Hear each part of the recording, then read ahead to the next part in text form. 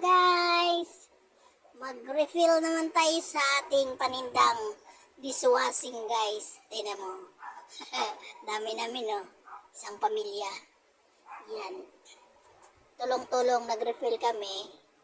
Pagkatapos ko na magluto ng banana Q, hindi man ako pwedeng umawak agad ng tubig.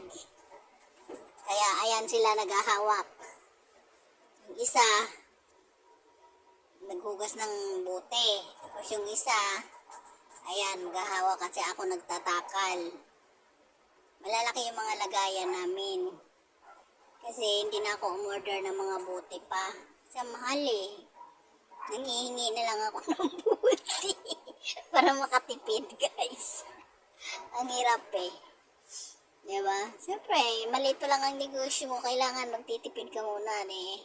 May bumibili din naman kahit ganyan mga bote namin. Tinatakal ko. Meron akong takalan na bote na talagang binili ko yan sa online.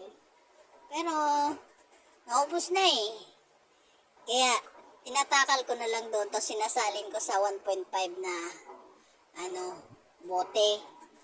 So, siyempre, tinatakal ko dahil mahigit naman sa regular na boteng bilihan ng dinadagdagan ko ng price kasi siyempre, alam mo naman na mahigit isang bote ang laman ng 1.5 ng boteng regular na bintahan.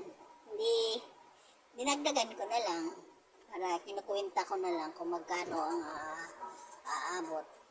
Sa abot kaya naman. Kaya, kahit pa paano guys, awa ng Diyos, mabilis din naman naubos sa akin kasi dito sa amin, sa akin lang yung mura na dishwashing. Kasi hindi naman ako nagtataas ng malaki guys. Basta yung kaya lang. Dahil mahirap naman nung sasabihin nila yung tubong lugaw. Mas maigi na yung patas lang ang laban. Diba?